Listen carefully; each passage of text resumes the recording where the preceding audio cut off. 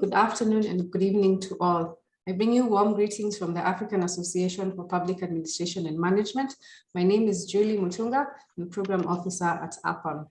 I'm very happy to welcome you to this African Leaders of Tomorrow ALT webinar on strengthening institutions for the attainment of Agenda 2063 and the SDGs. Let me just give a brief background of the program. The ALT program is a scholarship-funded program which has been funded through the Government of Canada, through Global Affairs, and the MasterCard Foundation in Canada. This program has been primarily for sponsorship of scholars to go to Canada and obtain master's degrees in public administration and public policy. And this program set off in the year 2015, and it was completed in the year 2019, with the last class of 2019 graduating between 2019 and 2020. Having finished the mandate of the sponsorship program, the ALT alumni program was granted an extension from the MasterCard Foundation and Global Affairs Canada, which brought along the African Leaders of Tomorrow Leadership Certificate Program and the webinars that we are currently conducting right now. Included also is a series of podcasts that we've been recording, and also research programs that have been working around this theme of public administration. So with this series, we are glad to have this 2021 Leadership Certificate Program, which started in June 2021 and ended in September, with over 50 young professionals awarded a scholarship, a certificate of leadership from Apam and IPAC. So we had over 50 students who completed the 16-week program from June to September, and we're very happy to have them graduate. The webinar today falls within the mandate of the extension program, as well as Apam mandate of promoting excellence, professionalism, and best practice in public administration. Having addressed the salient issue on leadership, the certificate program, shifting the focus on strengthening institutions was a very logical sequence for us. We have addressed leadership, and now we're going into strengthening institution, which is the theme of this webinar today. For that, it is my pleasure to warmly welcome you to this session and encourage your active participation. For the French speakers, please note that there is French translation. You can go to the French interpretation language and click onto the French, and you'll get the French interpretation. With those few remarks, I am very happy to introduce our moderator for today. Our moderator for today is Mr. Emmanuel Tamofor. Mr. Emmanuel Tamofor is from Cameroon. He is a proud ALT alumni. He went to the University of Newford in Canada and obtained a master's degree from the University of Newford. He is going to be our moderator. We're very happy to have you join us. And also we'll have another moderator, Akosua Pepra. Akosua Pepra is also an alumni of the ALT program. She graduated in the year 2019 with a master's degree from McMaster University, Canada. Over to you, Mr. Moderator. Welcome. Thank you, Julie, for passing me the baton. Just a little one. I'm from Memorial University of Newfoundland. So usually say Newfoundland, but we say Newfoundland when you are in Newfoundland. So I want to say good morning, good afternoon, and good evening to everyone following the various times which we are attending this conference.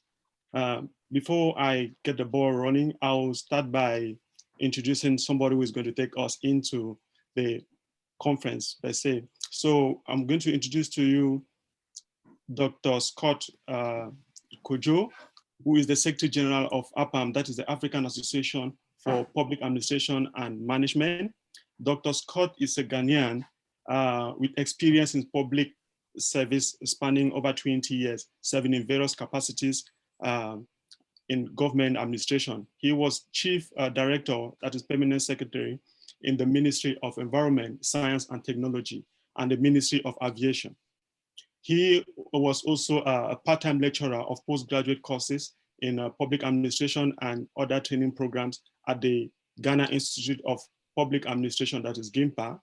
As the Secretary General of Apam and a continental professional which is a continental professional organization, Dr. Scott is responsible for the strategic planning of the organization. Since his appointment in 2011, Dr. Scott has led the organization in hosting annual continental roundtable conferences, capacity development programs, seminars, research, workshops, and debates in the African continent. He currently represents Apam at the annual session of the United Nations Committee of Experts on Public Administration. And he sits there as an observer. He has an observer status there. Dr. Scott has authored 4 books on thematic issues on public administration. He co-authored 3 other recent publications by Apam, and he has contributed widely in international accredited journals. Dr. Scott is noted as an expert and speaker for public administration and public sector in general. So before we get to the other panels, I would like Dr. Scott to come in, and then before I introduce the other panel members. Thank you, Dr. Scott, you have the floor. Okay, thank you very much for the introduction. So, but before I continue, let me take the opportunities that we have made the 2 youth as our moderators as part of Apam's strategy of bringing up the youth in many of the things that we are doing. So just the advice is that for a program like this, just read, for the CV, just read the title where the person is coming in, 1 or 2 sentences. Otherwise, you will have eaten into the time of the presenter. Otherwise, I'm okay. So just, Dr. Scott is a Secretary General of Apam, and I think that is okay, so that we don't miss. Thank you very much. So on this note, I welcome all of you warmly to this very important webinar. And as already been said, this webinar is being organized with the support of the Government of Canada through the Global Affairs Canada and the MasterCard Foundation, facilitated by our partners from the Canadian Bureau for International Education and the Institute of Public Administration, Canada. As already been mentioned, this is a successful outcome of our partnership with the CBIE and IPAC in implementing the African Leaders of Tomorrow Scholarship Program. And indicated, we have just awarded certificates of leadership to over 160 scholars who completed this program just some 3 weeks ago. It is also a continuation of Apam CBIE IPAC partnership effort aimed at enhancing the quality of leadership on the continent of Africa. Apam Executive Committee and the Council expressed profound gratitude to CBIE, IPAC, and the funding agencies of Global Affairs Canada and MasterCard Foundation. I inform you that discussions are ongoing between Apam, CBIE, and IPAC to make such webinars a very regular affair and activity. In this direction, Apam is thankful to the CBIE for assisting Apam to acquire this robust Zoom equipment, which is capable of handling over 1,000 participants at a time. That makes it possible for us to regularly hold these types of webinars with a very large number of participants. Our webinar today, as you all know, is on strengthening institutions for the attainment of Agenda 2063 and the SDGs, a collaborative response. All of you here, participants and facilitators, have very good knowledge on this subject. And so we know that Agenda 2063 calls for action by all segments of society to work together and build a prosperous and united Africa based on shared values and a common destiny. This is rooted in Pan-Africanism and African Renaissance. The agenda provides a robust framework for addressing past injustices and the recognition of the 21st century as the African century. So that is why Apam, though through our diverse capacity development programs and activities, encourage public sector institutions to become transparent, more accountable to citizens, less susceptible to corruption, and be efficient in delivering of services to the citizens. Apam believes that strong institutions can and do play an important role in reducing poverty, improving the rule of law, and increasing economic growth. In brief and in short, Africa requires capable, reliable, and transparent institutions, strong and viable legislature, honest police force, independent judges, an independent press, a vibrant private sector to give life to our democracy and help the attainment of the Africa we want, as stipulated in the Agenda 2060. For today's webinar, we have very experienced and knowledgeable panel, which has been put together, as you will see very soon, to expose us to the team on the floor. On this note, on behalf of the Executive Committee, Apam, the Council, the CBIE, and IPAC, I welcome all of you to this webinar and call for you for your attention and full participation in this webinar. Thank you and welcome all again. Okay, thank you, Dr. Scott, for that presentation. We are going to move now to the presenters, and we're going to have 5 presenters. We're going to have Dr. Steve Troupin, Director of Project and Collaboration at the International Institute of Administrative Sciences in Belgium. The next panelist is Dr. John Mary Kozia, Chief of Public Service and Innovation at the Innovation Branch at the UN DESA, that is UN Department of Economic and Social, Economic and and so thank you very much. It just went off my mind. And we have Professor Uketa Gabriel Moti of the University of Abuja in Nigeria. We are going to have Dr. Purity K. Kitonga of the governance experts from Kenya. We're also going to have Dr. Matawa Busieka, who is the Director of Peer Review Mechanism in South Africa. So as we start, we are going to start with Dr. Troupin, who is going to lead the way to this webinar discussion. Thank you. Thank you very much, Dr. Tamufor. It's my pleasure to be here today with you and all these distinguished guests and speakers.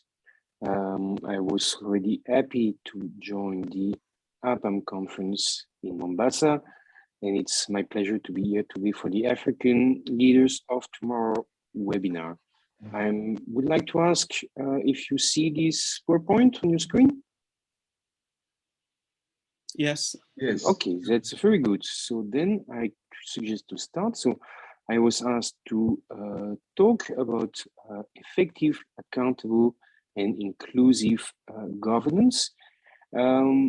This title is actually the contemporary definition of good governance, which is provided by a United Nations Committee of Experts on Public Administration. And I would like here to put this concept into a broader perspective.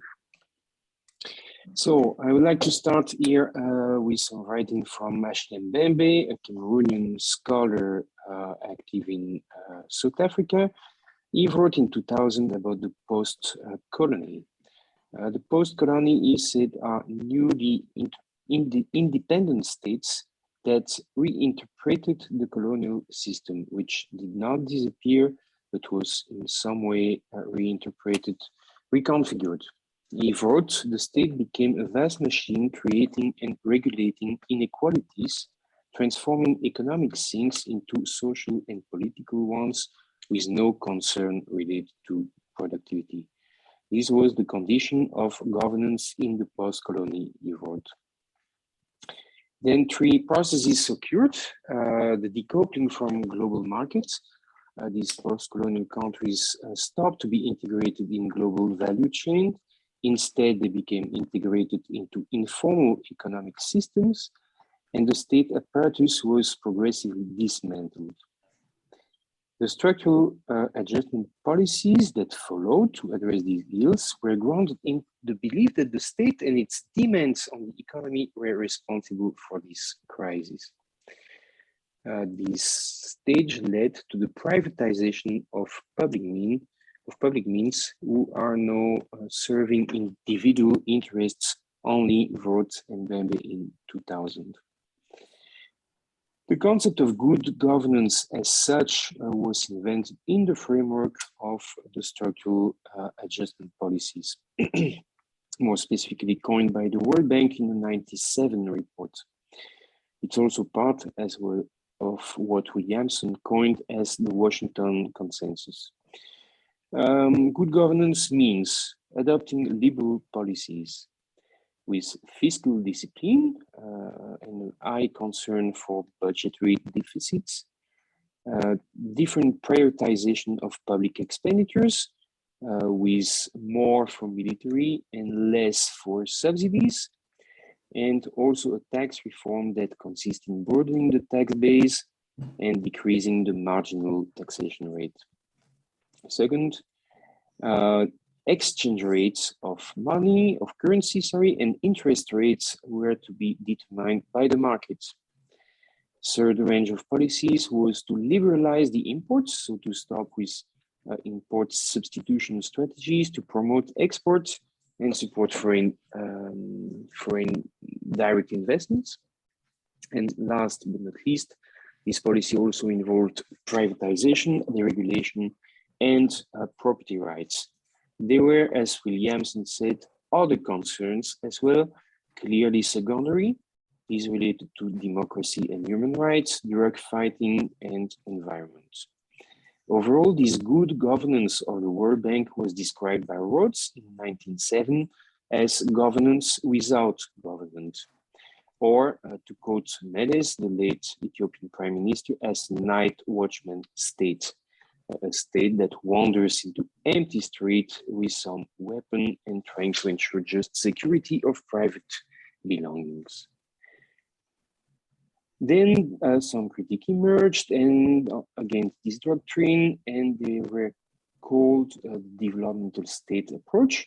It's a concept that was invented by Chalmers Johnson in 1980 after the example of the Japanese success story. It was imported in Africa by Mkandawire, who wrote a book in 2001 on these perspectives for Africa. And also Meles knew was a strong proponent of this model. Johnson asked what made the Japanese succeed and become a rich, developed country. He said the key was a governance system. And in this book, he says this Japanese model was basically totalitarian, meaning there were overlapping centers of power at multi-level in different areas of society. There were associations, institutions linked to some power center. There was an ideology sweeping over all these institutions, an ideology which was developmental in nature. And there was third, a strong mobilization of all these forces by the political leadership to achieve development ends. Meles defines a developmental state as one delivering public goods to society, including technology and individual norms, which are generally considered to be private goods. To deliver these goods, a developmental state needs capacity and autonomy. Interestingly, in the United Nations Committee of Experts on Public Administration in the term 2014-2017, these ideas were somewhat represented through expert Mushtaq Khan, also who wrote a couple of papers with Ora Stein, and these individuals were close to some institutionalist school of development or a non-orthodox school, also a club to which Daniel Roderick could be linked. And this is a conception, of course, which is very different than the one originally coined by the World Bank. Then we move into the Millennium Development Goals area. This was a lightweight device for conditionality in developing countries. It was indeed not especially targeting developed countries. Good governance is not a Millennium Development Goal, so we can conclude that the good governance is the one that helps achieving the MDGs. This set of framework takes no position on that. And then there were a system of poverty reduction strategy papers where countries had to explain how they are going to reach these MDGs. This led to the creation of substantive planning capacities in developing countries and was generally considered as a successful approach albeit major results were mainly driven by the tremendous progress made by China. There were debates in the academic sphere. The concept of good governance came to the fore with a debate launched by Francis Fukuyama and with several contributors to that. The question they asked was, is good governance independent from the goals a system aims to achieve? And Fukuyama says, yes, good governance is not what government achieves, but the way it achieves it. And basically, it's about having capacity, technical capacity, and autonomy, which is variable. In low development stage, autonomy should be low, and then professional autonomy can increase in later stages of development. For Mahbubani, the chairperson of the Lee Kuan Yew School in National University of Singapore, yes, China has good governance, so we should make no moral judgment as to the nature of regime. So at this moment, we see that good governance changes. It's not the night watchman state anymore that do nothing, but a strong enabling developmental state. These conceptions are quite different than what is published in mainstream Western literature. There, when we speak of governance, we view an institutional sector which is saturated by public actors, but also non-profit actors, companies, where there are low trust levels overall, and all these players being somewhat balanced in some, where one stopping another. This literature portrays that the major challenge is to bring all these actors into institutional alignment in terms of vision, so that they don't conflict, so that they collaborate to the same goals. So we speak a lot there about inclusion, having all stakeholders represented, about the deliberation, or to structure discussions, about framing of issues, about co-production, public-private partnership, and so on. At the end, the aim ultimately being the creation of public value, to refer to Mark Moore's literature. Then come the SDG, and good governance is back. Good governance obtains a standalone sustainable development goal, number 16, entitled Peace, Justice, and Strong Institutions. The then IS President Boucard, together with the then Director Loreton and myself, wrote a statement for CEPA examining what's the content of these good governance principle in the SDGs. And we came to summarize it that way. The 16th SDG put first a lot of emphasis onto ensuring the safety of citizens and preventing violence by other groups. So good governance is first and foremost a question of peace and security, according to the SDGs. Second, good governance ensure basic rights of citizens. Very limited one, but still we have some list there. Each citizen has right to a legal identity, to participate in decision-making on one way or another, and to access to justice, supposing that there is some independent power with jurisdiction there. Third, good governance systems enforce principles of sound administration. Here we come to the core of what good governance means, and as per the SDGs, it refers to the rule of law, to the protection of fundamental freedoms, to corruption fighting, non-discrimination, access to information, effectiveness, accountability, and transparency of institutions. Also, here and there, we can find some specific points about public administration, strong emphasis on women's participation, on sustainable public procurement practices, on the need for policy coordination and policy coherence, and on the use of public-private partnerships. Then the Committee of Experts on Public administration is the institutional owner of the 16th SDG. It's an independent body linked to UNDP-IDG, and which is an independent mandate. They themselves, in the last term, undertook to define and provide their own definition of good governance, and they came to define it as effective, accountable, and inclusive governance. So they provide a much more rich content than what has been in the past. So they first say effective governance refers to three things. The first is competence. Public administration needs expertise, what suppose people with the right diploma, the right training, resources, financial, institutional, but also in terms of expertise, and equally tools. Good governance system makes sound policies that are coherent and based on evidence. They also engage with all actors at different levels. So far for effective, then we can move to accountable governance.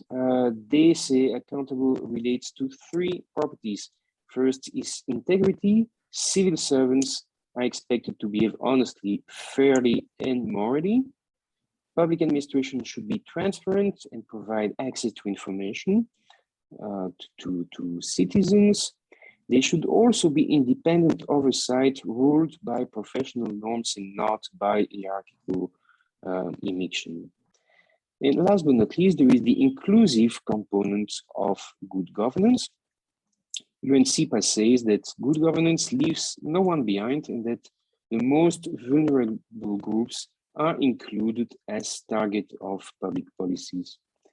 That there is non-discrimination of access to public service, that there is a participation of groups involved in matters that affect them, that there is a subsidiarity. Interestingly, UNCPA sets a priority to local government level, and that intergenerational equity should also be a guiding principle. So that's where we stand now. We now have a proper definition of good governance at the United Nations level. We see some evolution in this definition. In the beginning, it was coined as a night watchman state. A good governance was a government that do close to nothing except allowing other actors to act in the economic system. Then the evolution changed and a developmental operationalization of good governance was given, whereby a good governance system is autonomous from society and has a capacity to act. And now we move into a third stage, which corresponds to a more Western framing of governance, where a good governance is supposed to be inclusive and accountable above being effective. So here I wanted to just to emphasize the construction of this concept of good governance. I don't want to say that this is one or the other model that is good. I think depending on the local context and the local histories of countries, also the different leadership that is in place, one or another definition should be retained. What is certain, and there has never been any doubt about this, is that governance is absolutely essential for development, and on this there is a wide agreement. So I will stop here, thanking the audience for their attention, and I'm available for questions. Okay, thank you very much, Dr. Trooper, for that good presentation. I think what I could get from your presentation, I think what really sounded in my head was about the post-colonial situation of states, mostly in Africa, which I was fortunate to also read Achille Mbembe's work on that sur la post-colonie, since it's part of my PhD work. So I got a little bit what you said there. Said because he accused current states of being post-colonial, said that perpetuate colonialism, and in which governance has become an issue because of the way they manage things. They still manage it as a colonizer, but of which they are locals. And you also made mention of the fact that they come in the rise of what we call the developmental state. The developmental state, which looks forward to deliver public goods to society. We also talk about the MDGs, the Millennium Development Goals, that are also coming up to also try to change, to review the way public goods are being delivered to the public in a sustainable manner. We also had, you also talked much about good governance, which is about autonomy and capacity according to Fukuyama. And the good governance should also include all stakeholders and should be very accountable. And from that note, I think we are going to move to the next presenter, and the next presenter will be Dr. Kauza. And I would like to remind the panelists that our time for presentation is 10 minutes. And to all attendees, we're going to have question and answer sessions at the end of all the presentation so that we can have enough time to really talk about it. Thank you very much, Dr. Kauzia. You have the floor. Yes, thank you very much, moderator. Greetings to everyone. Let me see whether I can.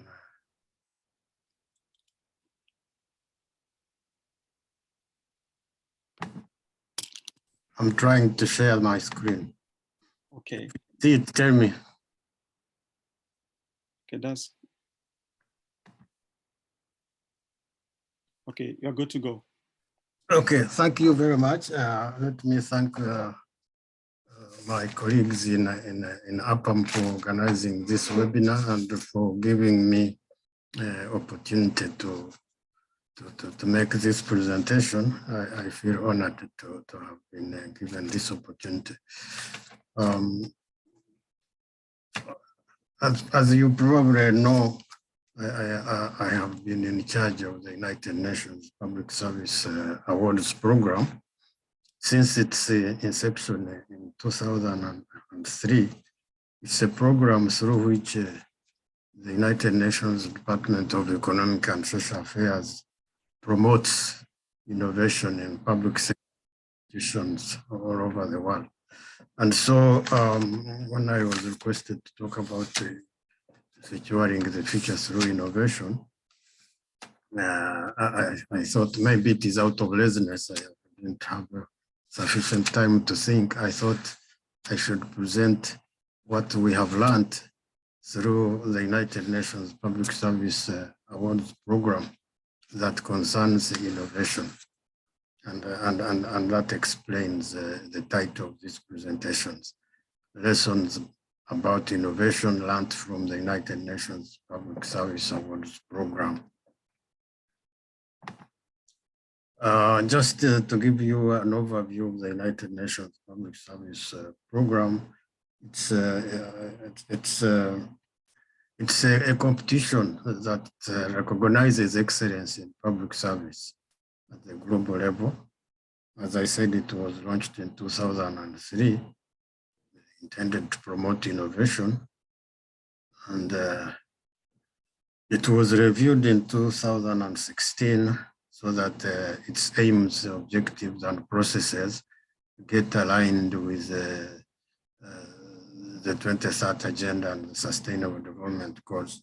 Bearing in mind that when it was launched in 2003, it was in response to the pursuit of achieving the Millennium Development Goals after the United Nations General Assembly had made the Millennium Declaration, if you recall. And it is organized and managed by UNDESA through the Division for Public Institutions and Digital Government, and more specifically, it is operated by the branch which I head, the Public Service Innovations branch. I think the name fits the awards program. So the purpose, as I said, is to promote and reward innovation and excellence in public service for sustainable development, but in response and to support the achievement of the sustainable development goals, especially the principle of leaving no one behind. As you know, this principle is at the core of the 2030 Agenda for Sustainable Development. So through a global competition that promotes the role, professionalism, and visibility of public service, this program aims to highlight innovations in governance, to reward excellence in public sector institutions, to motivate public servants to further promote innovation, to enhance professionalism in the public service, to raise the image of public service, and to collect and disseminate successful practices for possible replication in our efforts to contribute to capacity development in public sector institutions.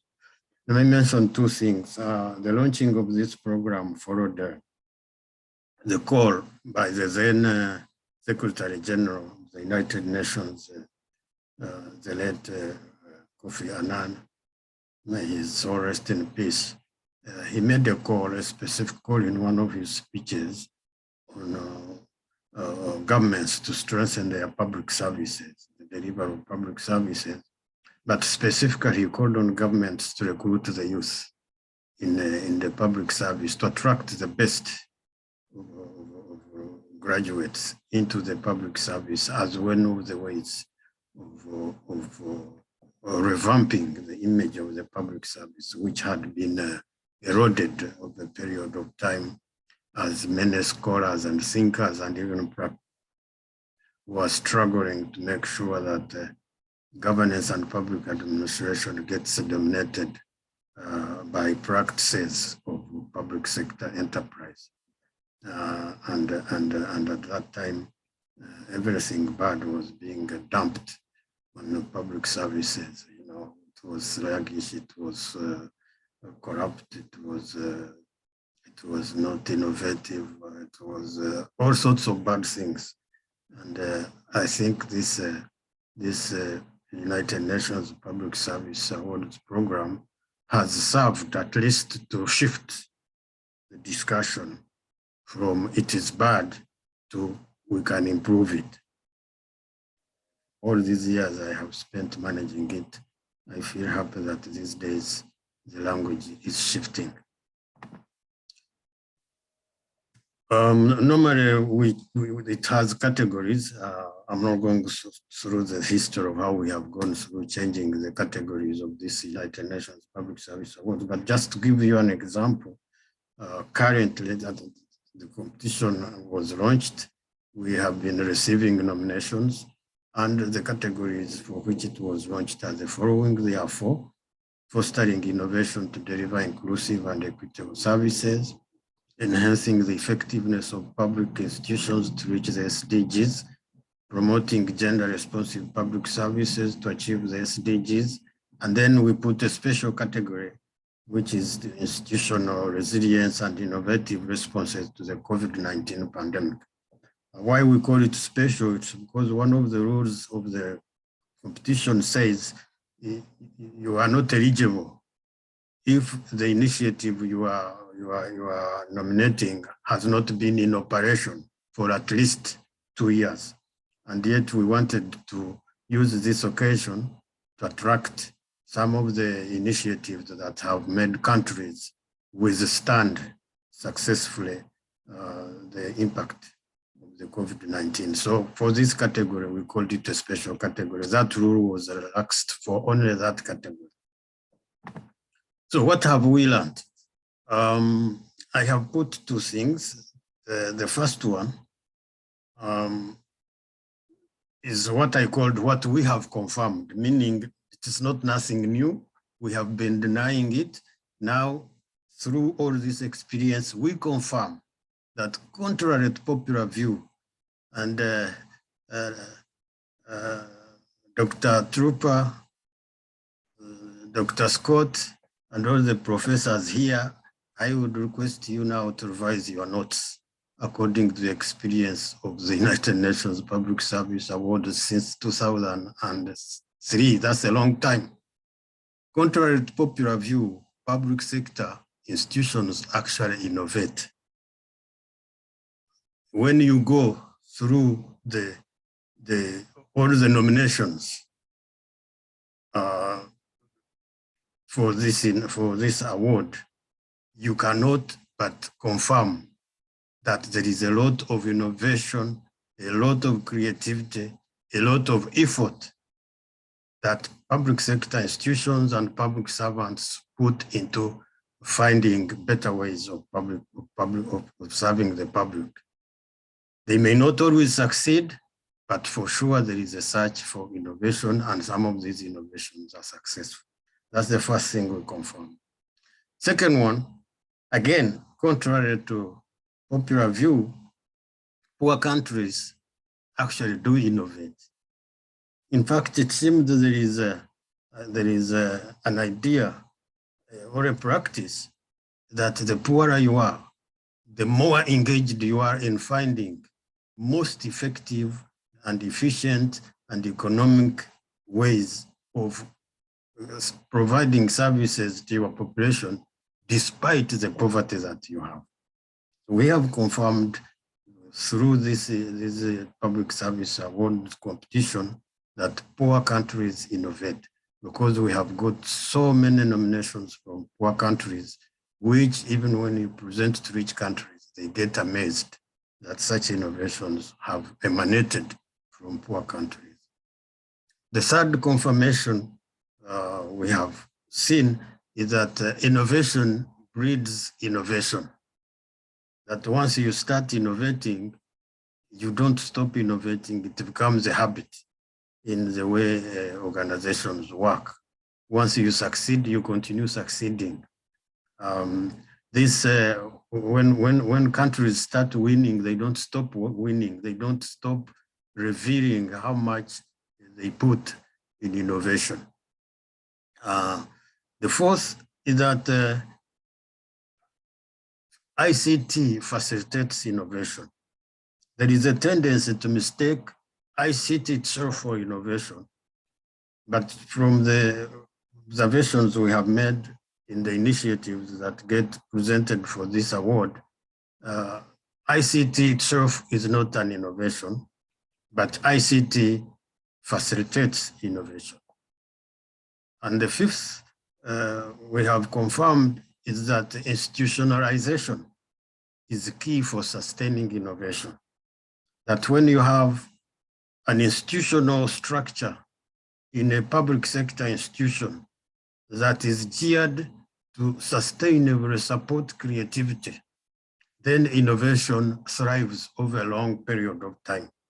And this we have seen even in African countries. For example, in South Africa, the Center for Public Service Innovation, CPSI, it has been pushing for innovation, and because of that, there are many innovative initiatives that come up in South Africa, just because there is an institutional structure whose mandate is to push for innovation. The sixth is that, this is the sixth confirmation, that partnerships and collaboration actually spread innovation and creativity. It's like putting a burning house near another burning house, both will burn. So if you put an innovative government near another innovative government, both of them will become innovative. And we have seen this when we organize the United Nations Public Service Forum, and these innovators meet and then share. And even those who are not innovative, they meet those who have innovated. The innovation spreads. I'll give you an example. You know, these days, one-stop service centers is becoming popular in all governments. But I can tell you, the first one-stop service center was nominated for the public service for the United Nations Public Service Awards in 2004. And this was from the state of Bahia. It was the first one we came across. And ever since, it has spread like fire. I mean, The example is in Kenya, where Apam Secretariat is located with the Huduma centers. But it started in Brazil, in the state of Bahia. We discovered it through this competition, and then countries started asking us to get in touch with the state of Bahia for purposes of replication. So partnerships and collaboration really do spread innovation and creativity. So that was the first thing I wanted to say, what we have confirmed through this experience of the United Nations Public Service Awards program. And then the last thing I want to say has to do with the drivers of innovation. Through this program, through the successful innovations that come for the competition, we have picked out, an analysis has picked out the things we could take as drivers of innovation. The first one is the effective transformational and service-driven leadership. The second one is community engagement and empowerment. Governments that engage communities in thinking together about how governments can help communities to solve problems end up finding solutions quicker than governments who close their offices and bureaucrats and try to think about how to serve the public. And then I have already mentioned collaboration and partnerships, very good driver for innovation, and sustained capacity development, working in teams, and harnessing diversity. Future orientation and long-term thinking. Governments that think about problems of the future end up being innovative today because it is difficult to use the solutions of yesterday to sort out the problems of the future.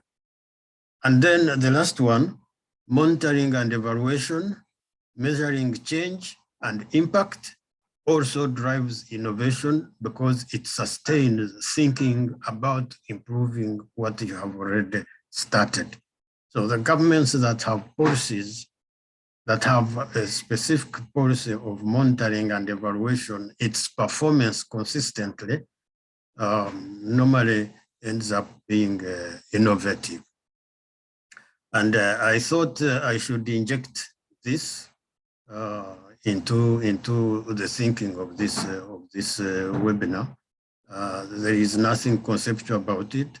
If you want, you can Google the United Nations Public Service Hub, the United Nations Public Service Innovation Hub.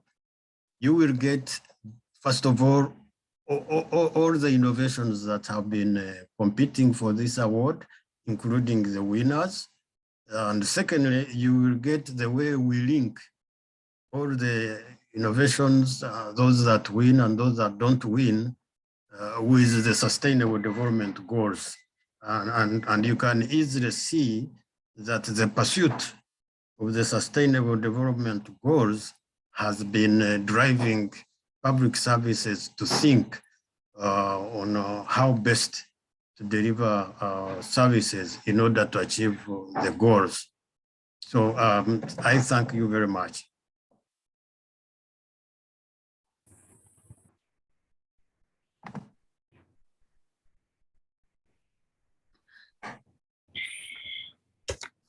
Thank you very much for that good presentation, Dr. Kauzia. So I think it was really interesting to add to our package, especially those of us who just finished the recent training from the African Leaders of Tomorrow leadership training.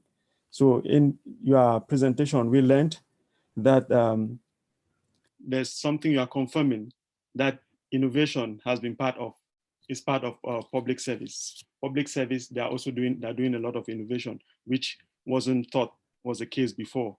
And it was also a reminder that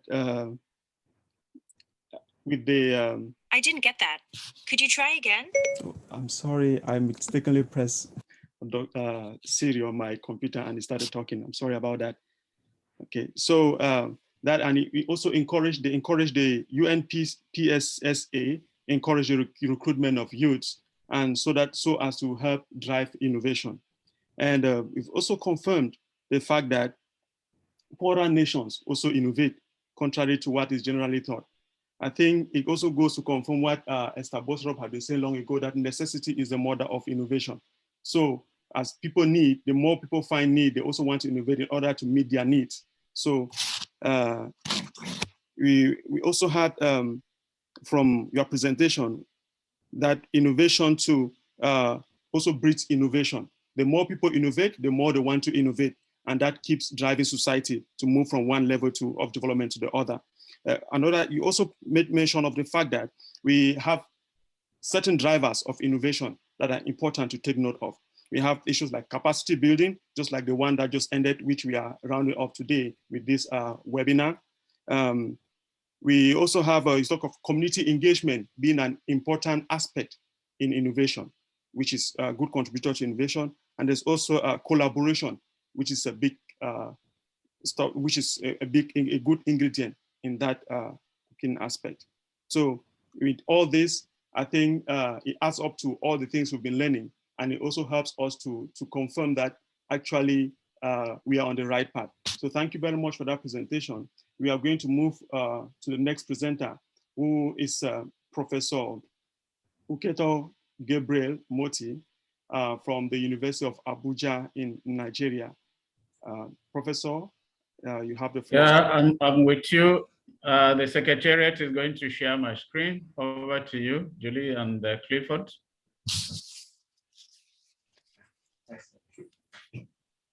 Yeah, thank you. So I decided to put one word there to make it more thematic. I was told to speak on institutional reform, lessons learned, but I decided to add in Africa because we are dealing with Africa next. So that is the outline. We are going to use some introduction, assumptions, approaches, reform areas, lessons learned, then a conclusion. Next, so if we take back and see what Tropin started with, Africa historically has been divided into 3 blocks in terms of institutional reforms. In the past, we had the post-socialist reformers, mostly those who came from the socialist background, like Ethiopia, where he was mentioning Malays, Mali, Tanzania, led by Nyerere, the late Nyerere. Then we had those who were mixed reformers, Cote d'Ivoire, Kenya, Zambia, and the rest. And then there was this other group that were known as non-reformers, DRC, Congo, Zaire, and my country, Nigeria, and others. But today, next, we are saying that the situation has changed. Next. The situation has changed. Hardly does anyone dispute that African countries can achieve success to the extent that institutional development or institutional reforms are necessary to remove those barriers that keep our people poor. So nobody is talking about non-reformers or socialist reformers again, but everybody is agreeing that that is the way to go now. Next. So there is a broad consensus now that institutional change is very fundamental to development, whether we are talking about the SDGs or Africa Agenda 2063. The only thing that is not very clear is the institutional challenges that have to be tackled, because these are country specific. And when you now look at them, who tackles them, how do you do it, and at what time? That is the issue that is at stake now. Next. So there used to be 2 assumptions, and I think those 2 assumptions still exist. One is that successful institutional innovations, which Dr. Kaiser talks about, should be locally or nationally led.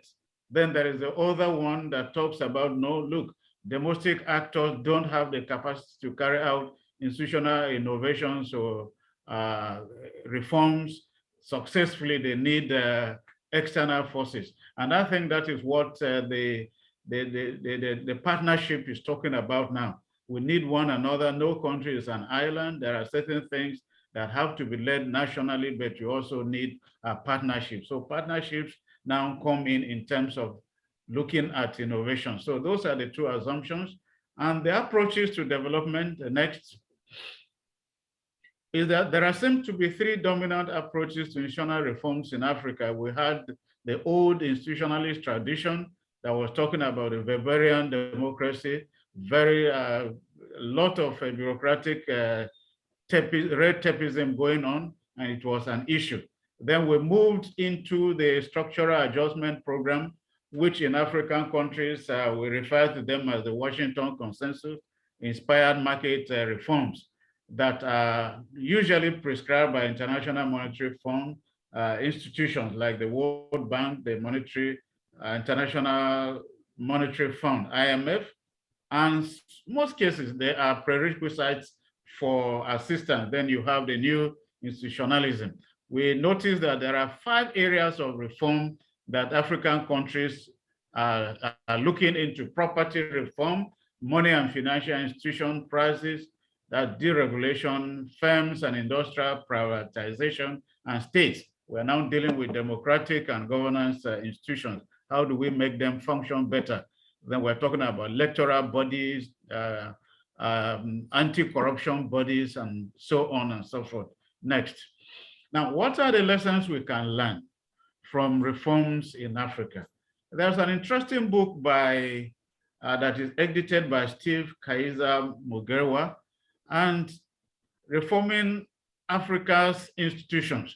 And there are 3 things he talks about there, highlights there. And these seem to be some of the lessons and also the challenges that we learn. 1, ownership. The ownership of these reforms. It is necessary that the ownership of the reform should be by the local government and the stakeholders, because this is very important to bring about change and increase the likelihood that they will succeed. 2, there are often some negative spillovers when we embark on reforms in Africa. And this should make African countries learn this lesson, that we need to build and invest in safety nets so as to protect the most vulnerable populations when reforms are going on. So when we're doing reforms, we should be very careful about building and investing in human capacity, capital, especially in education and health. These are areas that must be looked at very carefully. Next. Some of the useful lessons that we can learn that correlate to successful institutional reform implementation in Africa is that it is good to avoid as much as possible the reforms that are likely to incur greatest reform, where the population may rise against you. And so African leaders should understand that there's going to be resistance to some element of reform, and those that are being confronted and promoted frontally, that is, those resistant, they should not take it for granted that the citizens are just rising up against government. So in that case, they could go for second best policy changes that can go ahead. Another lesson is that they should keep reforms simple and prioritize them, not just bring everything on board at the same time. Next.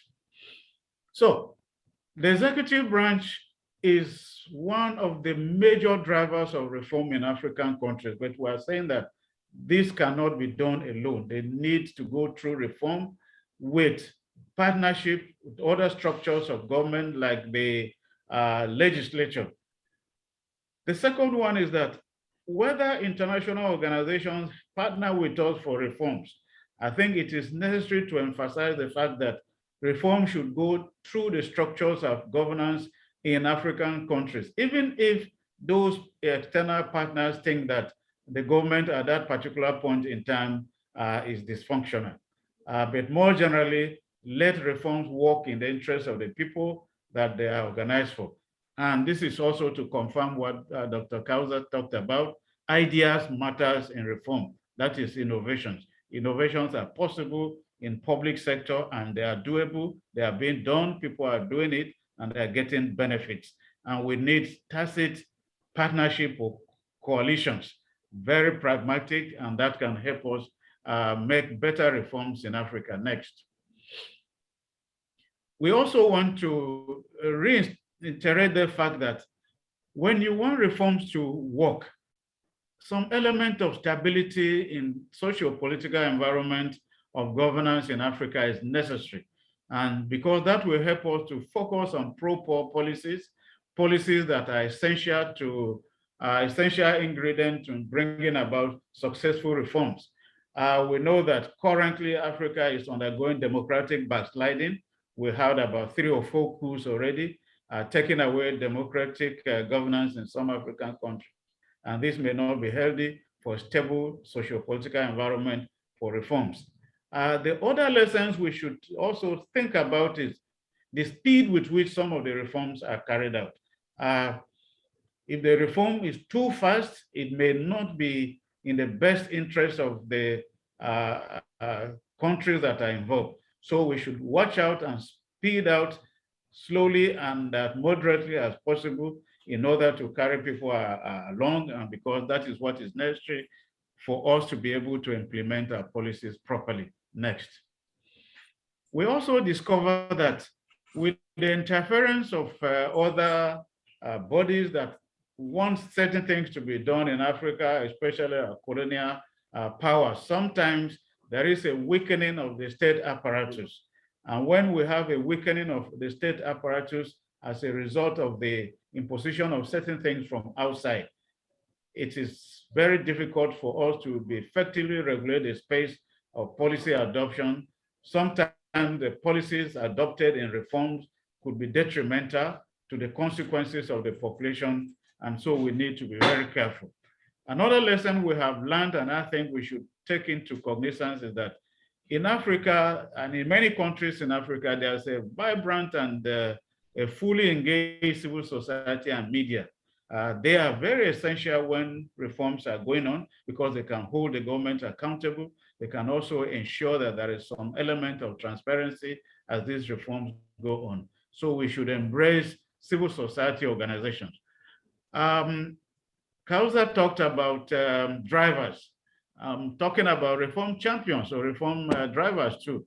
It is a nice strategy in Africa. If you look at certain sectors of this economy or certain sectors of governance where you have champions, they could lead that. And when they make it happen, others are likely going to follow.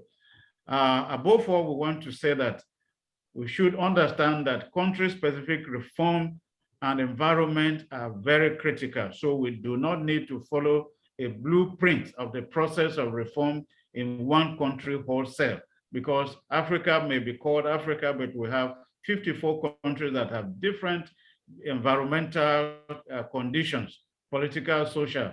And so we should not think that what succeeds in Ghana will succeed in Nigeria or Kenya or South Africa. Next.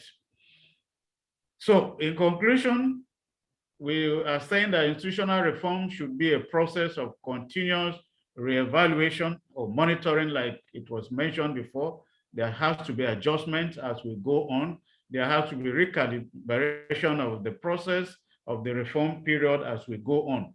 These are very interesting lessons that we should need to take into consideration. And finally, this is not and will never be a one-size-fits-all approach when it comes to economic development. There is none like that. So the reform agenda should be approached carefully and with flexibility depending on the environment of each country involved. I think these are some of the lessons we have learned as we go through. Next. Thank you. And the next one is just a slide putting on some of the references we made to, so that if one wants to take a look and read more, they can do that. Thank you very much, moderator. Thank you very much, Professor Muti, for that good presentation. We want to retain, we retained a few aspects from this, which I would like to reiterate to the public, like a small summary. You talked about institutional reforms, which you have to take off from the fact that there are different ways of seeing innovation. We have the dominant approach, which is mostly led by Bretton Woods institutions, which gave rise to the structural adjustment program, and other programs that came up, like the four countries initiative and other reforms, which we know. We also talk of the fact that we need to learn from the fact that we have been going down the drain, and take ownership, and institutions, especially in Africa, need to take ownership of these reforms so that they can be able to bring the change that is necessary for their own community, not getting all the reforms from elsewhere. So from that, lessons that you also brought up that we can learn from, that can give us success, that can ensure success, is the fact that African leaders or our leaders need to avoid reforms that will lead to uprising. So it should be a reform that is going to help, that is going to be welcomed by everybody, and everybody seeing the change in the community. And then we also need to work on priorities, which is more important rather than taking everything we should not be able to handle. Because once we present everything, they probably will expect much, but we have just less to offer. So we also have the fact that we need to also be conscious of the fact that socio-political environment needs to be taken into consideration. We need to have a stable socio-political environment in order to bring the necessary the change that we want. We also have talk of the problem of intervention from former colonial powers that also hinder some kind of progress because of the fact that those innovations are brought following their own view and not the local view of the local population, not the needs, following the local needs of the local population. We also reiterated the fact that we needed drivers, just like we have certain drivers that can push us to bring up these innovations that are necessary for development and change. These drivers, as you said, to end with, is not the same. It must not be the same in every area. Each area has its own. We have to contextualize all the drivers so that we can bring the change that is necessary for each community. With that, I'm going to move to the next presenter.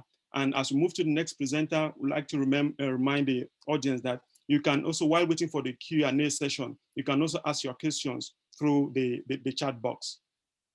So our next presenter is going to be Dr. Kitongo, who is a consultant with Ascend International in Kenya. Dr. Gitonga, sorry. I'm sorry for the wrong pronunciation. I'm sorry about that. Can I ask Julie, I'm unable to share my screen. Can I ask Julie to share the screen for me, the presentation?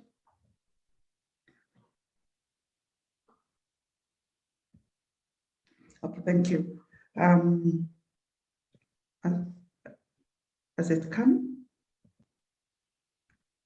Not yet. I saw it come.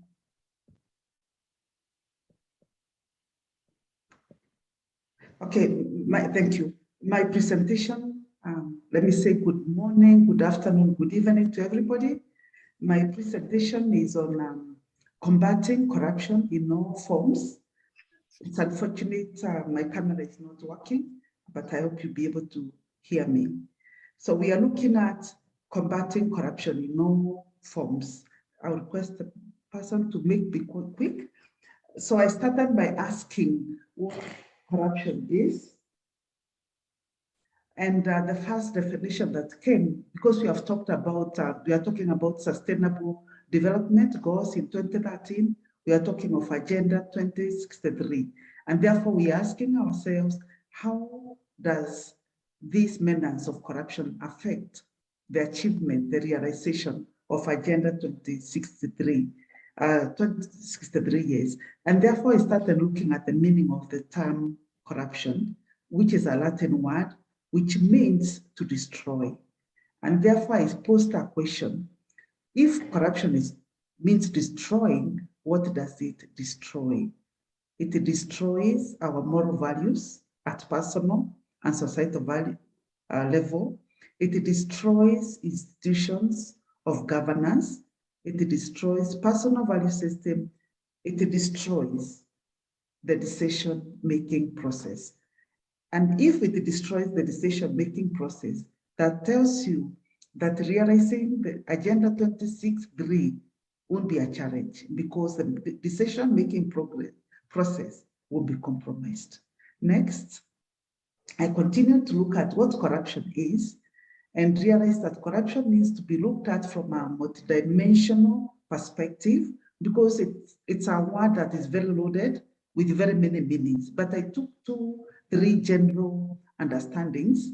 One is that corruption is the abuse of entrusted power or authority. Whatever that power or authority, whatever position, and you misuse it, you are engaging in corruption. As long as you are benefiting and the public is losing. So what makes corruption wrong is that the person gains while the public or the organization which they serve lose. It also involves acts of commission, that which one does, and acts of omission. So our failure to do certain things which are within our responsibility and that make somebody else take advantage of that omission to their gain or to your gain, that constitutes corruption. It's also betrayal of public trust or office in government, leading to self-enrichment. It is a social deviant behavior when one deviates from the set rules of conduct. That is corruption. I've said it's a multidimensional term. Next. I also looked at corruption as primarily the rot of the heart, taken that corruption is a social deviant behavior. And every time corruption takes place, somebody somewhere loses when somebody somewhere is gaining. Corruption is a dishonest act, according to the dictionary, an immoral, a wicked act. I don't think we have used any word that describes corruption positively. So far, not yet. And therefore, we want us to understand that corruption does not just involve money. It's not just financial gain, but also involves non-financial advantages. It is illegitimate. It is a violation of law. It involves secrecy. Nobody would want to be known that they engaged in corruption. Therefore, it involves secrecy. It lacks transparency and damages the moral integrity. Therefore, our take home is that when we look at corruption, we need to look beyond the exchange of money and look at the other things the other aspects that corruption destroys. Like I've said, the personal values, moral values, the decision-making process. Thank you. The next slide. I looked at the typology of corruption because corruption is this big word, and therefore I broke corruption into 3 categories. There is what we call petty corruption, there's grand corruption, there's administrative corruption. And the question to all of us is, suppose I engage in petty corruption and somebody else engages in grand corruption, while somebody else engages in administrative corruption. Who is more corrupt than the other? So that's a question we need to ask. And I post examples of petty corruption where the general public, the citizens themselves, do engage in corruption. They are the ones who bribe the policeman on the road. They are the ones who sell rotten eggs, rotten tomatoes, and also bribe a public officer so that they'll get quick service. And at the end of the day, that hampers service delivery. And therefore that distorts our agenda and the desire to be a developed continent, a developed country, whatever may apply. Grand corruption, unfortunately, is that which involves high level, huge amounts, very high top level people with high economic impact. And the administrative corruption is those activities we engage that are equally unethical and to some extent illegal. So I looked at the typology of corruption because the magnitude may differ, but at the end of the day, corruption is corruption. The next. I also looked at using our legal framework, I looked at the forms of corruption, and I would refer that to look at your legal framework, your laws in the country. In Kenya, the forms of corruption, the law does not define what corruption is, but identifies offenses that form corruption. And these include bribery, abuse of office, influence peddling, extortion, embezzlement, fraud, breach of trust, dealing with suspect property, deceiving the principal, bid rigging, nepotism. This becomes very, very important to identify the corruption offenses so that when an investigator is undertaking an investigation, they are not just listening to what the public says, but they are looking at the specific offenses that the law highlights as an offense. So in Kenya, going by the Anti-Corruption and Economic Crimes Act, what we call ASECA, those are the forms. So I picked from the Act, and that's just a repetition to show the sections that speak to different forms of corruption in Kenya. Please refer to your legal framework to identify the forms of corruption that form offenses, corruption offenses. Next, please. Therefore, I asked for us to be able to combat corruption in all its forms. We therefore have to ask, what are the sources of corruption? And incidentally, there happens to be so many sources of corruption: the socio-cultural factors, the economic factors, the political factors, institutional factors, and also individual factors. And therefore, I posed a question: what would be the socio-cultural factors that would cause us as public officers to engage in corruption? What would be the economic factors? I looked at the moral decadence in society, and whatever literature you read, we seem to have lost our traditional value system. Our value system has become weakened by the rising of materialism, individualism, the kind of economic setup that we have. Negative culture where impunity is tolerated, poor role modeling, and many other factors. So let's move on. So I posed a question: what then are the social, cultural, economic, institutional, individual factors that lead people, public officers, to engage in corruption? Because we cannot combat corruption unless we know its source. And broadly, those are the sources. And therefore, I went further, looked at the individual and the institutional causes or sources of corruption in the next slide. And I wish, as we listen and ask ourselves, at what are the factors at my level, individual level, that make you engage in corruption? Because we say that corruption starts at the individual level. It is this individual who will go to a public institution and start practicing corrupt practices. But this institution will also be influenced by the political scene. And the political scene is also influenced by the cultural scene. So you can see all these factors or sources of corruption are interrelated. And therefore, if you have to address one factor, we have to address all the sources of corruption. Next, please. Therefore, I looked at institutional, and as we talk about institutional, I would wish that we reflect as the kind of institution that we represent. Are there weak systems? Is there poor leadership? Are there opportunities for corruption because there's lack of controls and there's lack of enforcement mechanism? What about personal level? What are your choices? What influences your choices? What are your personal values? What are these values that you stand for that guide your day-to-day life and actions? Are you able to regulate yourself? Because we find that the factors of corruption sometimes is greed, the need to acquire, etc., etc. So I would want us to rethink carefully and reflect on sources of corruption. Next, please. Therefore, in general, I say that greed, impunity, peer pressure, discretionary powers, poor role modeling, and opportunities for corruption, individual values and choices can cause us to engage in corruption. I'm taking the example of COVID-19 period. Whatever literature you read, people in different countries took advantage of the opportunities that the pandemic brought and therefore engaged in corruption in massive measures. Therefore, we need to look at all these factors. Next, please. Having looked at the causes and the forms of corruption, skip that, let's move to the next.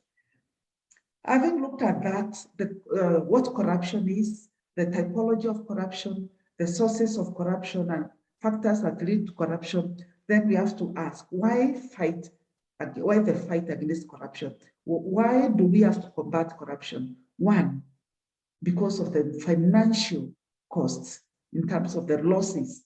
Bribery has become a $1 trillion industry in terms of loss.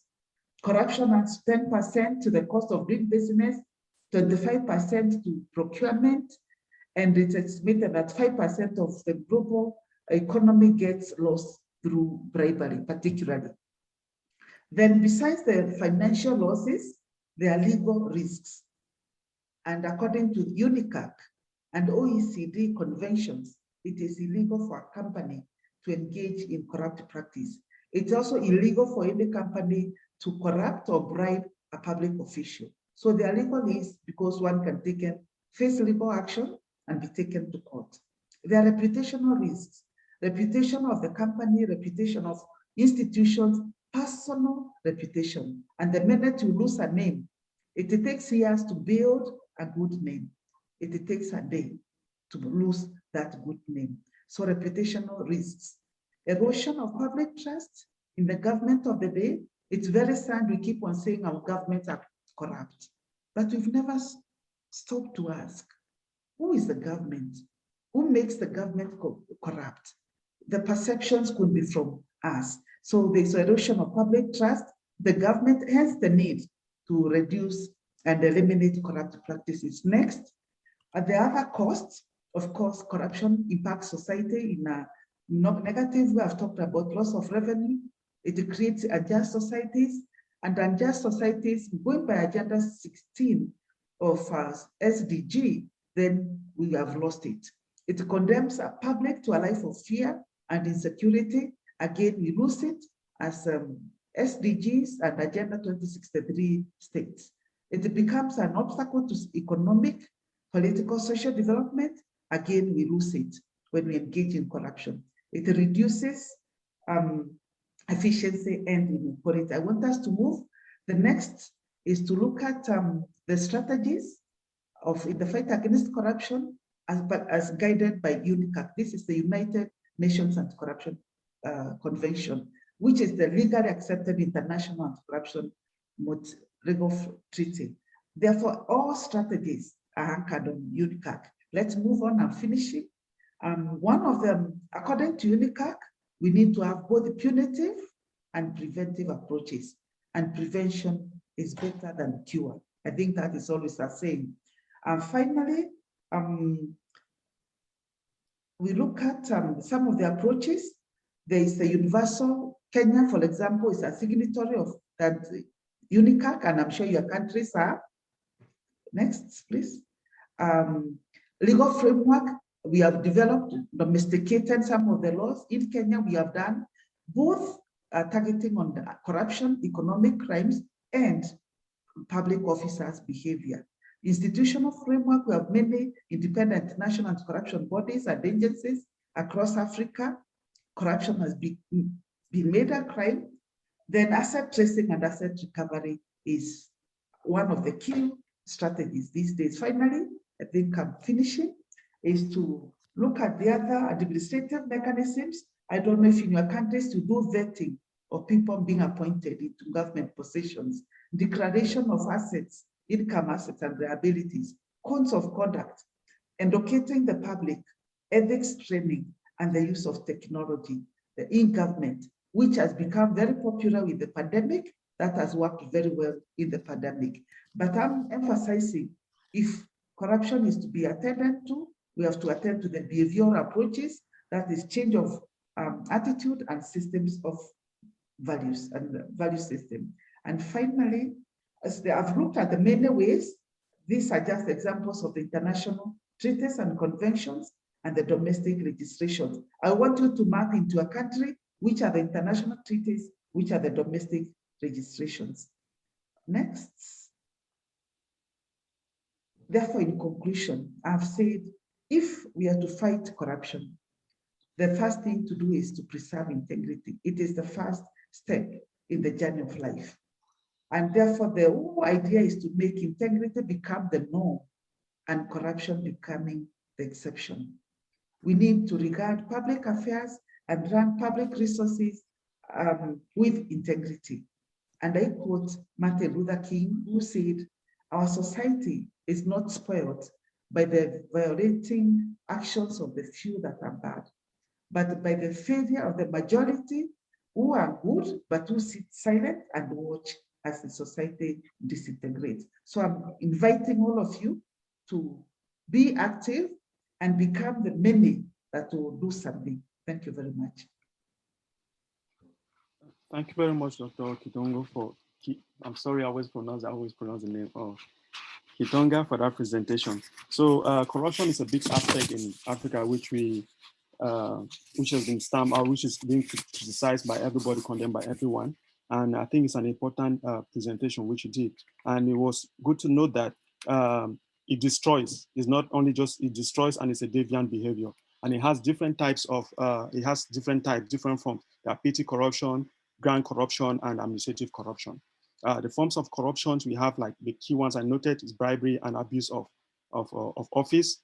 Fraud is also part of it. And the sources of corruption are sociocultural, political, and even individual, that is, we too are involved.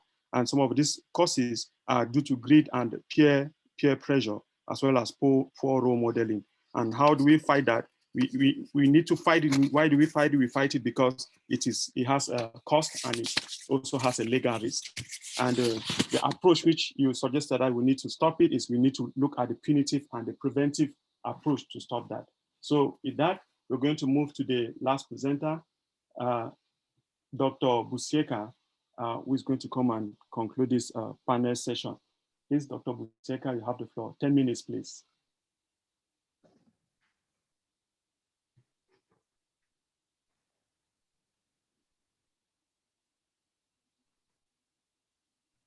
Dr. Busieka? Can you hear me? Okay, get you, we hear you. Can you hear me? Yeah, we hear you. Okay. I thought I was talking to myself. I was saying I have a flu, so not very clear, but I do my best, my level best to be as clear as possible. Now, my area of, sorry, if you don't mind, let me just switch off the video so that I can focus on the big screen here.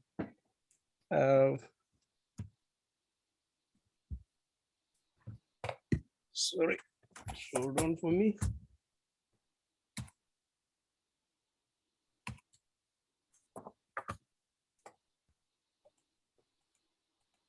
Your screen has a note by the side. It's not on full screen. All right. Is it clear there, that side? It's clear, but it's not on full screen. It has your notes. Oh, okay. I see. It's not on presentation mode. Not on presentation mode. Well, that thing about presentation mode, where is it now? You have on my side, it looks like it's already there. Let me see again. Oops. Okay, is it on presentation mode? Okay, it's gradually coming up. It's like your screen has an okay. Is it okay? It still has it. No, not fully okay. There's still the bar by the side. So you have to go to the top of your screen. Yes. The top of your screen, yeah. Just there's a slide, there's a presentation mode there that you have to. On the top of the screen. Just above insert. Above? Insert. Insert. Yeah. Okay, on top of the screen, I don't see anything there. I see only control. I see your screen. I see like file, home, insert, design, transition. So above insert, you have the screen, the PowerPoint mode. Or you go down. You can also have it down right close to where you can expand the. I don't see anything.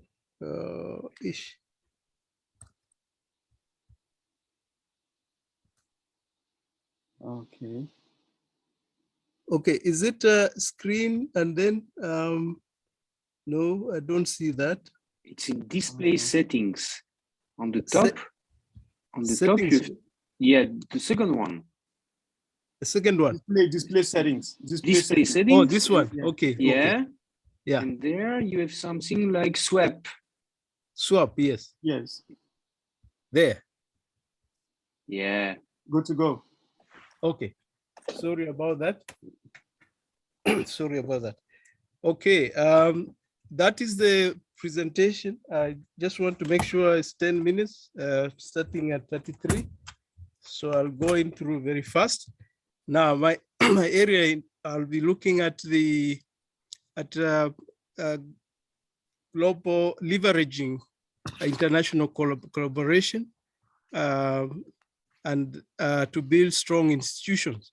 So I'll quickly look at the rationale for strong institution. I look at the key institutions, which we know, but just to go through that. And then I look at key capacities that are required for implementation of Agenda 2063 and the SDG through that collaboration. And then I look at how to leverage that international collaboration, and then leveraging international partnerships as part of building that. Now, within this, let me remove this. There is this, okay. Now, my presentation then will be showing that strong institutions are key to the realization of the SDGs and Agenda 2063. And also that strong institutions, a strong international cooperation is needed now more than ever before to ensure that countries have the means to recover from the COVID pandemic, rebuild to realize the SDGs and achieve Agenda 2063 goals. And then the third objective is to show that a successful development agenda demands strong institutions, which in turn draws from a climate of inclusive partnership at global, regional, national, and local levels.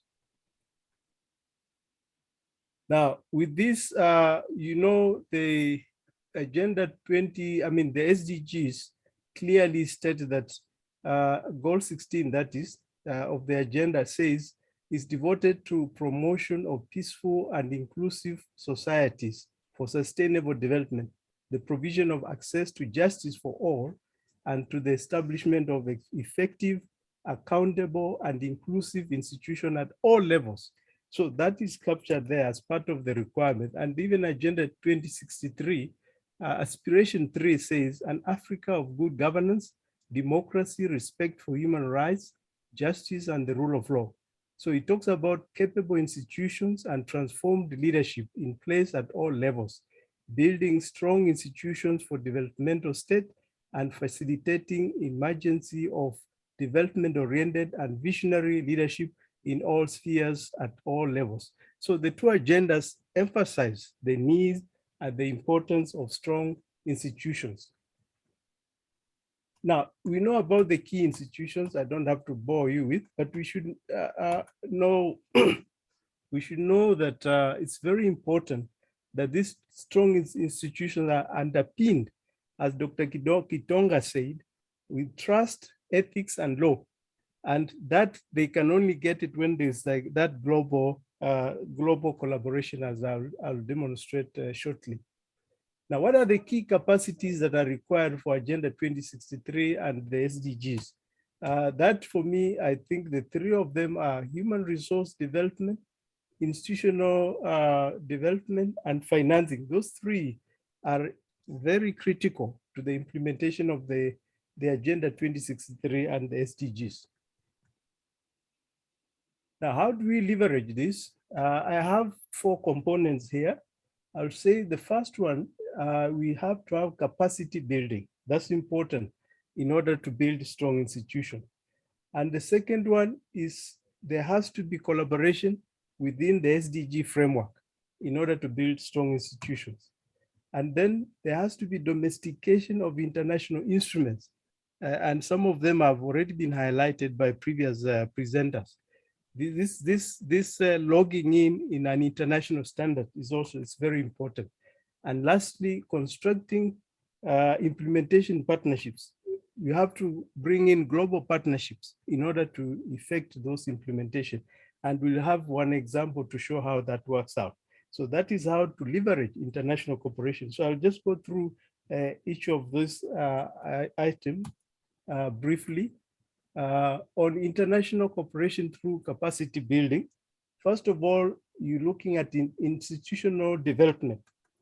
And within that, you have the corporate identity that you have to work on, the legal base, the governance, the integrity, and strategic planning.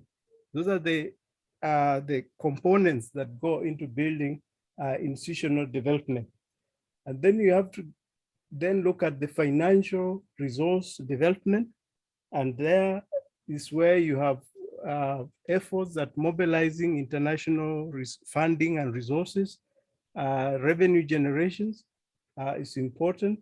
And the third one is human resource development, where we look at the management components, volunteers, board members, and staff, and learning capacities that have to go through that. Now, when we talk about international cooperation within the Agenda 2030, what we mean is that, first of all, recognizing the we have to recognize that achieving sustainable development will require international cooperation and specific actions based on national and regional circumstances, including assistance to developing countries and countries with economies in transition. And secondly, the UN emphasizes the importance of international cooperation within the framework of Agenda 2030 for promoting an enabling environment for sustainable development. And these key components can only happen where we have clear collaboration with the clear international collaboration. Now, what are the elements of cooperation within the Agenda 2030, the Agenda 2030 framework? Now, the UN encourages the international community, first of all, to promote policy coherence on global development issues, including in the context of globalization and interdependence. So there has to be global coherent policy development. Then there has to be the reform of multilateral institutions for effective participation of developing countries, so that national institutions can also link up with the global institutions, and then they build that capacity. Now, there has to be support technology, development and transfer, institutional strengthening and human resource development for developing countries. So that again is an element that will strengthen the institution. And then to ensure all development interventions are country-led and are responding to specific country needs. And you had Professor Okitar speaking about specific needs of each country. So there has to be that customization at country level. And finally, to promote concerted effort by all partners to capture lessons learned in implementation of effective development cooperation, and to actively engage in available knowledge sharing platforms to exchange lessons. And that is what Dr. Kauzi was talking about, replicating best practices that have to be inter-institutional, and they have to be built at global level.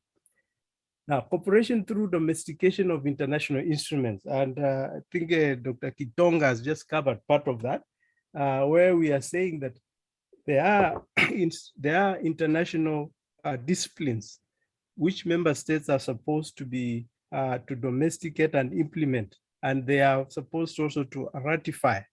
And these are important because they help institutions to build certain levels of capacity and integrity. So we have various social rights and democracy that are listed there that countries are supposed to implement. There's also measures on economic development that countries are supposed to implement. I don't want to go through those. And also those of good governance. Dr. Kitonga spoke about issues of anti-corruption, and there are various conventions that countries are supposed to ratify and implement at national level. Sorry, and there's the question of the rule of law.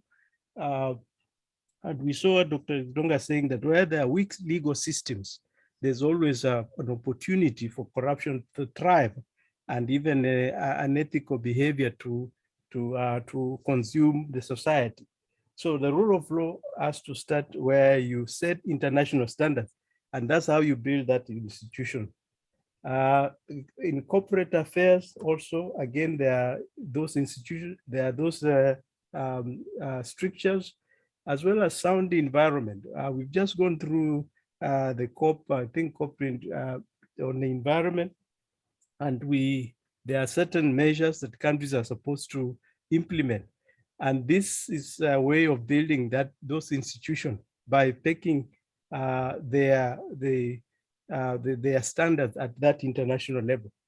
And then we have the administration of justice, of course, where we have basic principles on the independence of the judiciary, There are guidelines on the role of prosecutors, basic principles on the role of lawyers, and Bangalore principles on judicial conduct. So the judiciary itself is an institution that's very important, and it has got certain obligations internationally in order to strengthen its and build trust among the populace. And then if I can move on to leveraging international partnerships, here I'm talking about constructing a whole field of partnership to implement the Agenda 2063 and the 2030 agenda. And we're talking about where we have the whole component of issues that we already spoken about, and constructing then a partnership that covers the whole array of partners and international players, both technical, financial, as well as those who are there for further learning. And you get a whole component of that. They come to make a value system and provide the kind of strength for institutions at local level. So that construction is very important, and it builds an institution so that it's not only dependent on government, but it has that international character and force. Now, key regional and international partners, I think we know all those. I don't have to go through that. There are various, there are all sorts of those. And then I wanted to give a practical example, of course, as I move into conclusion, of how partnership worked out to fight the current pandemic. The UN Secretary General issued a series of policy briefs that lay out a vision on how the international community can deliver an effective, coordinated response to COVID-19. So the policy brief brought together analyses from across the UN system and provided member states with concrete ideas of how to address the consequences and even seize opportunities in the midst of a crisis. So to support the efforts in low and middle income countries, the Secretary General launched a United Response and Recovery Trust. And that trust is what one can note very 4 quick points on that. The UN set out a global humanitarian response plan to assist the most vulnerable population. And you can see how this helps the local institutions to tap into global resources in order to fight the COVID. And then we had also the World Health Organization, the UN Foundation, and partners. They launched a first of its kind solidarity response fund to allow corporations and individuals to directly contribute towards COVID response. And additionally to that, the UN portal provides space for the global statistical community to share guidance, actions, tools, and best practices to ensure operational continuity of data programs by national statistical offices. And of course, you have to combat the growing scourge of COVID misinformation, which has been a problem. The UN launched Verified, an initiative to increase the volume and reach of trusted, accurate information on 3 themes: science to save lives, solidarity to promote local and global cooperation and solutions. And now, this is just a practical example of how local institutions can be capacitated by tapping into a global or international cooperation. So my conclusion is that out of this, it's just simple, that we have to build capacity, and we have to use that best practices to do that. And we have to, there's an SDG framework for partnerships that we have to use. Then we have to implement instruments, international instruments, to be able to build that capacity of strong institutions. And through all that, at the center of that, we have the leveraging of international cooperation. And all of this collaboration would obviously result in our implementation of the SDG, implementation of the Agenda 2063, as well as service delivery, and finally, efficient and effective systems that will enable us to develop. That's my presentation. I thank you very much. Thank you, Dr. Usiega, for that presentation. That closes this panel talk. We were able to learn that strong institutions, again, it came up again, were important in realizing the SDG. And one thing that stands out clear is the fact that cooperation is very important in strengthening our institution, both locally and internationally. And we cited several examples of things that have cooperation that are been necessary to keep us at certain challenges. So, and the main focus of this cooperation was, you looked at the fact that the goal 16 of SDG and aspiration 3 of the Agenda 2063 are some key institutional documents that back the aspect that we need to cooperate for development and for other institutional changes which we need in Africa and other places. So at this point, we are going to move on to a question and answer session. And after that, we are going to give the floor to, after the question and answer section, Dr. Scott will come up for the closing concluding remarks. So time for question and answers.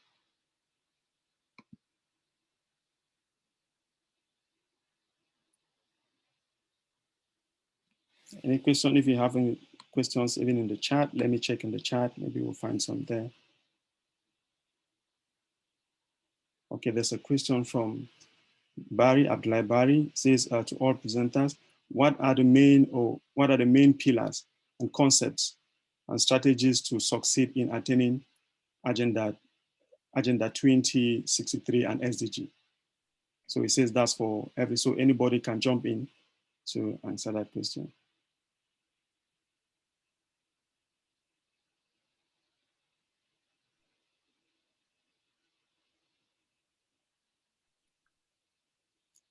Would like to get the floor.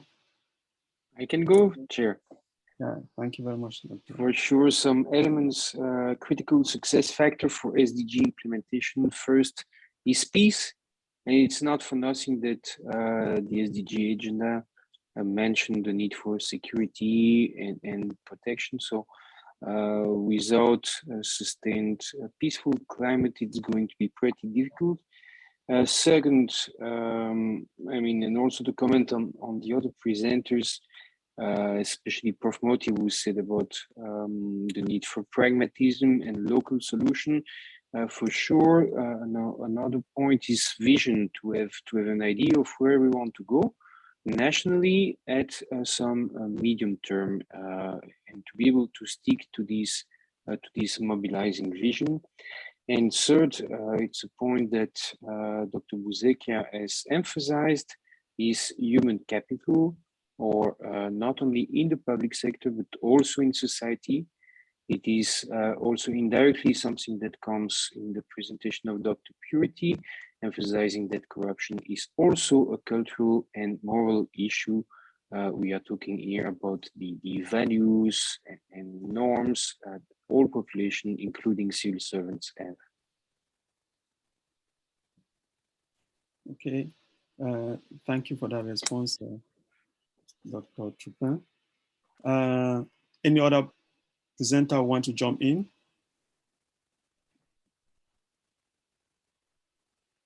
Yeah, thank you.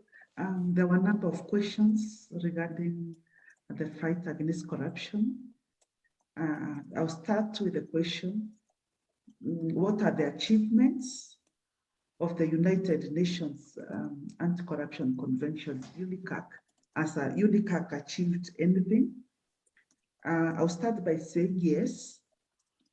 The UNICAC, United Nations Anti-Corruption Convention of 2003, that came to effect in 2005, I said is the basis through which other laws and conventions and instruments have been developed. For example, the countries that signed were members and signed that convention, of which quite a number of African countries did. In fact, Kenya was the first to ascend to that. And it's on the basis of that convention that a number of countries in the world, and in Africa specifically, were able to form the anti-corruption agencies. It is through that convention that countries were able to enact laws which are within their jurisdiction and which operate within their own environment. It is as a result of that convention that countries have been able to set up agencies, and in these agencies adopt the given approaches of investigation and of prevention, and particularly of mutual legal assistance, that a country can collaborate with another country to be assisted in an investigation, particularly in the transnational transborder incidents. So to me, I would say UNICAC has been a great achievement for the world, not just for Africa, but for the world. Then there was a question, will corruption ever come to an end? Corruption seems to start at the top, affecting the young generation who have no say. An interesting question. I said during my presentation that yes, there's the corruption that takes at the top level, the grand corruption that in the categories, but there's also corruption at the lower level.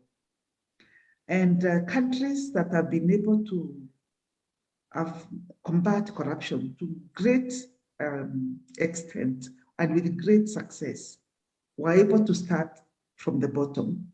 I picked the example of Hong Kong. Hong Kong transformed its country. In fact, Hong Kong says that in the 1970s, corruption was everywhere, on the streets, in the market side. But through the public mobilization, all the strategies that we talked about, public engagement, civil society engagement, the media, they were able to put systems or demand, let me say demand for accountability, for transparency. And there was somebody somewhere who had and promised the populace that change will take place. I want to believe that if we all joined hands, the public or the state actors and the non-state actors, including the media, the general public, the civil society, will be able to bring the desired change. I get very sad, and somebody else has put it, it's very depressing. I equally get very depressed and very sad when I realize corruption affects the dream and the vision of the young people or any individual.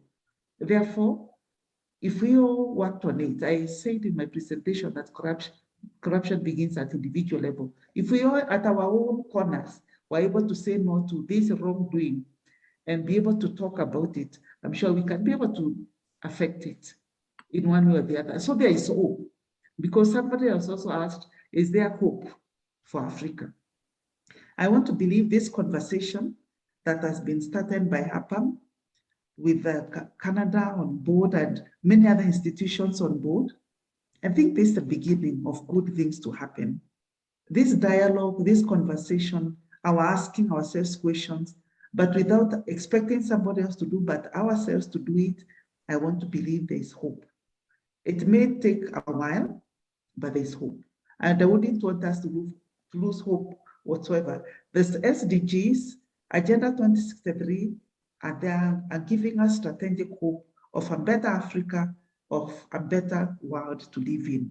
I think that is the general aim of the agenda. So if we pursue them in our different ways, the different goals, there's hope for Africa. Corruption is just one aspect. We can attend to those many other aspects that pull us down. Then we can call on the international community, because UNICAC also comes in to say that the international community should not bribe any public official in any country. So I want to imagine that if we all put our hands together through these conversations, and thanks to Apam for this, and to the supporting institutions, I want to believe that we'll talk about this matter and bring effective change. So as much as corruption is an old thing, just like any bad behavior in any family, in any society, it's just a reminder that this thing is not bad, is not good. Finally, I want to say that sometimes our levels of awareness, we have become so aware about the existence of corruption. We've also, the level of freedom of speech has also enabled us to talk about it. So there's hope that we can now talk about it and that can we discuss it. Otherwise, wish you well. Let's all join hands in the fight against corruption, and we stop giving them positive names like appreciation and facilitation. I think those are that's how we create a bad culture, by giving very nice positive names to something that is not quite acceptable. So ones like appreciate, I'm appreciating, I'm facilitating, these are ones that the verbal culture that we develop that is not very positive. I think these are the ones at individual institutional level that we can work on. Thank you very much and wish you well.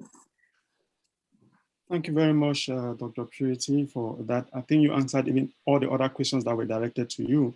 And at this point, since we are running late, we want to even apologize first to the audience for the delays. And we also want to thank all the panelists. I want to thank for who were able to make our time to be part of this. So at this point, I'll pass on the floor to Dr. Scott to give us a concluding remark. Thank you very much, Mr. Chamfo. On behalf of Apam, we thank all the presenters for giving such a very exciting and interesting presentation, even though the time was short. We are very grateful. We thank the participants. We've got quite a number of participants listening attentively to us. We thank our moderator and the MC. We are giving chance to our youth, and I believe they will accept such opportunity to exhibit themselves on this platform. I think our moderator has done so well that we believe that we should keep them alive. I also thank Apam itself, the Secretariat, which brought all these things together, the CBIE and IPAC, also our funding agencies for keeping to support us. We have definitely had very good presentation, and our moderator has summarized all of them effectively, so I don't need to repeat them. I've mentioned that this webinars discussions are ongoing to make it a regular affair, so we shall be calling on all of you, most of you, to make presentations and to also to listen as participants. I also want to take the opportunity that we are looking for sponsorship for various programs, especially our webinars. Such webinars currently in Africa does not generate funds. We tried one and we said that people can link in upon payment of some minimum amount. And in fact, we got only 10 people linking in, and we don't want to go there again. So we are calling on all of you. If you have some sponsorship anywhere you can draw attention, we can write the proposal together with you so that we can keep our activities alive. Next, we keep our youth going. We want to carry them along in whatever we do, making them moderators, MCs, presentations, and we go together as we mentor them.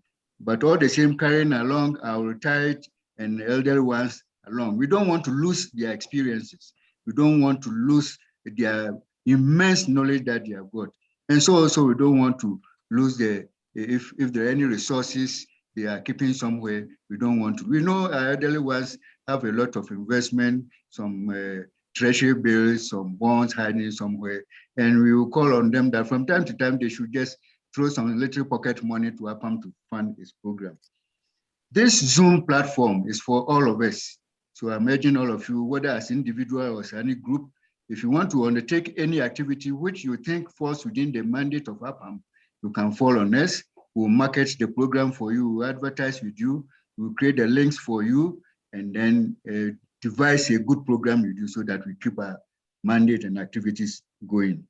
On this note, I thank all of you, and on behalf of Apam, on behalf of all of you, on behalf of CBIU, and IPAC, we bring this program to a close, and I wish you all of you the best. Thank you, and bye-bye. Thank you very much, Secretary General. Thank you. Bye. Good seeing you again. Thank you, Trupin. Thank you. Thank you, Prof. Mati. It was a Yes, pleasure. nice seeing you again. Thank you, everyone, and bye-bye. Tonga, thank you. And Busieka. Bye-bye.